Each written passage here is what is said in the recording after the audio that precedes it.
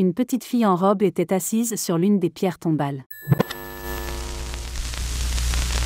Fossoyeur, quelles sont les choses les plus étranges et effrayantes dont vous avez été témoin? Je suis un ancien directeur de pompes funèbres. Un jour, un de nos nouveaux employés devait rester après la cérémonie pour tout nettoyer. Il était d'environ 21h et il a vu un dernier invité se promener dans la salle de visite. Il est donc allé l'aider et l'a accompagné jusqu'à la sortie. Plus tard, en regardant les caméras de sécurité, il s'est rendu compte qu'il avait parlé tout seul et a découvert une vidéo où il marche tout seul jusqu'à la sortie.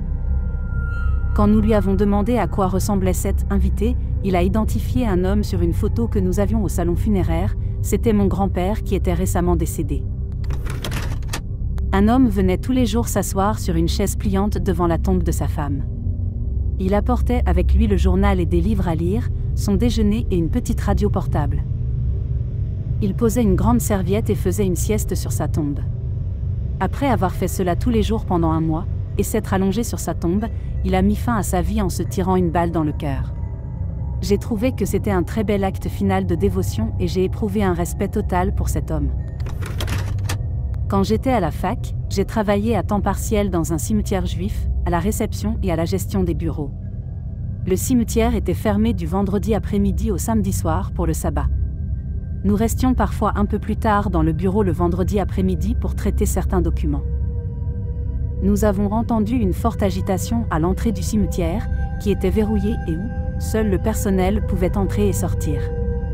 La directrice du bureau est allée voir ce qui se passait et m'a fait venir avec elle. Nous sommes descendus jusqu'à la porte pour trouver une femme âgée, probablement autour de 70 ans, habillée avec une robe blanche, nous suppliant de la laisser entrer. Elle n'arrêtait pas de dire qu'elle devait rentrer. Le cimetière était situé très loin de la ville, il fallait donc une voiture pour venir jusqu'à là-bas, mais nous n'avons pas vu de voiture ni quoi que ce soit, elle était juste là dans cette belle robe.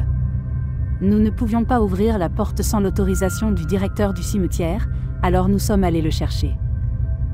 Nous l'avons ramené à la porte et il n'y avait personne. Nous avons regardé la vidéo de l'entrée et on pouvait nous voir, la directrice du bureau et moi, parler mais il n'y avait personne de l'autre côté du portail. Le directeur du cimetière pensait que nous lui faisions une blague. Je jure à ce jour que nous avons vu une femme en robe devant ce portail.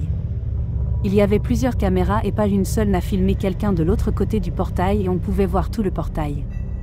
Tout ce que vous pouviez voir, c'était nous. Je ne sais pas si c'était un fantôme ou quoi.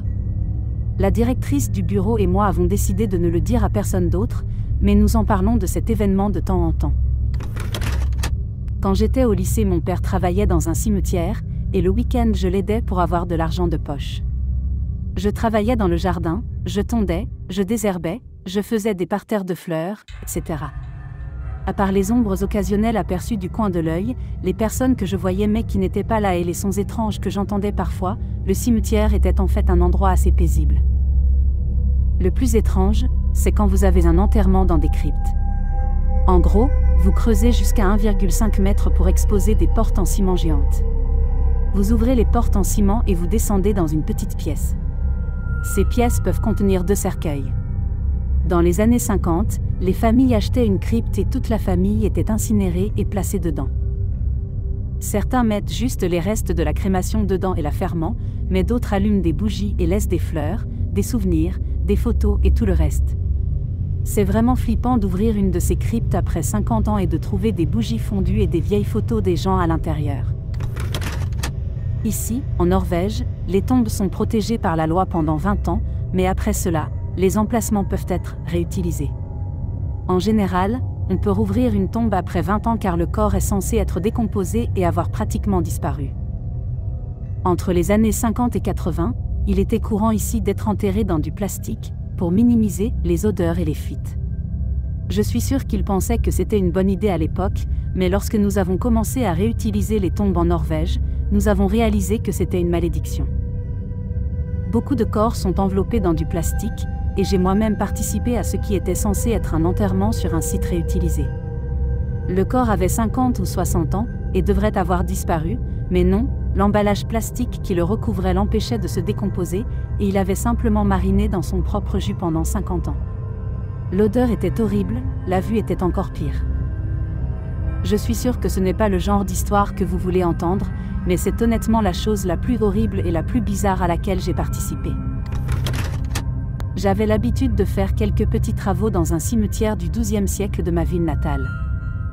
Lorsque vous continuez à enterrer des corps dans la même petite parcelle de terrain pendant autant de siècles, le sol finit par être retourné des dizaines de fois et se compose principalement de fragments d'os.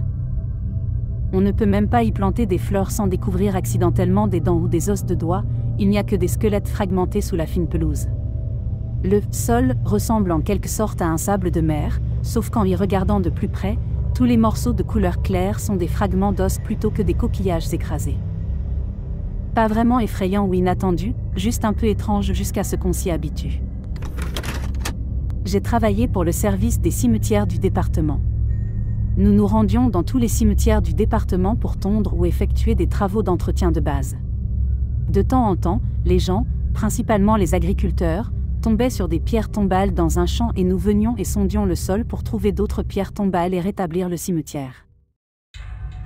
Peu après que j'ai commencé à y travailler, nous avons reçu un appel concernant des pierres tombales qu'un agriculteur avait trouvées en dégageant un chemin à travers des arbres pour faciliter l'accès à son champ.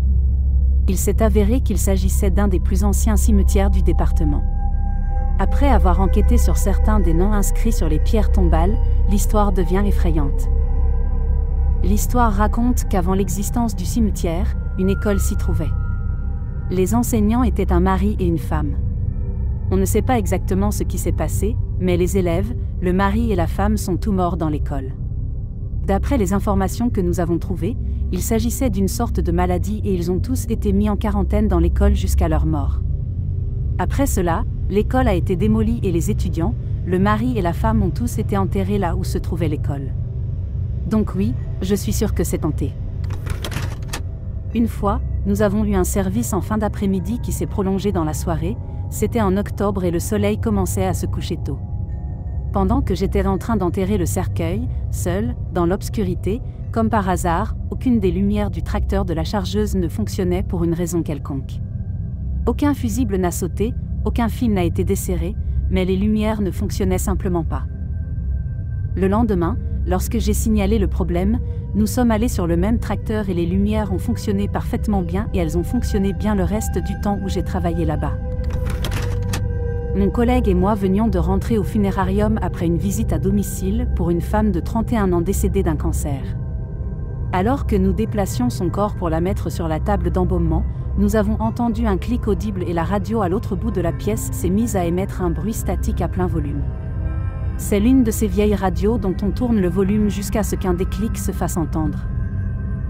Nous nous sommes regardés tous les deux. C'était un homme extrêmement religieux et cet événement l'a visiblement ébranlé et il est parti peu de temps après l'incident. J'ai éteint la radio, car j'utilisais généralement mon téléphone pour écouter de la musique pendant l'embaumement. Lorsque j'ai terminé la procédure et que j'ai essayé de la déplacer de la table d'embaumement à la table de toilette, j'ai entendu le clic de cette vieille radio et elle s'est remise à plein volume. À ce moment-là, j'étais assez effrayée et je suis sortie peu de temps après. Mon collègue et moi n'en avons plus jamais parlé et, à ma connaissance, rien de tel ne s'est produit avant ou après. J'ai creusé des tombes pendant 6 mois. Un après-midi, nous avons dû creuser à la main un trou dans un vieux cimetière parce que nous ne pouvions pas utiliser d'équipement lourd sur les vieilles tombes. C'était très difficile et cela nous a pris beaucoup plus de temps que d'habitude. Lorsqu'on était sur le point de terminer le travail, il faisait sombre et il était difficile de voir. Je me souviens que ma pelle a heurté une brique de la parcelle voisine et a fait un trou dedans. Je jure devant Dieu que j'ai vu quelque chose bouger à l'intérieur du petit trou et j'ai pratiquement sauté hors de la tombe. J'y suis retournée pour finir le travail, mais j'étais vraiment effrayée. Je m'occupe d'un petit mausolée familial. La famille qui y est enterrée n'a pas de descendants vivants, il me revient donc de nettoyer l'installation et de remplacer les fleurs à l'intérieur du bâtiment. Je m'assure également que le mausolée ne subit aucun dommage.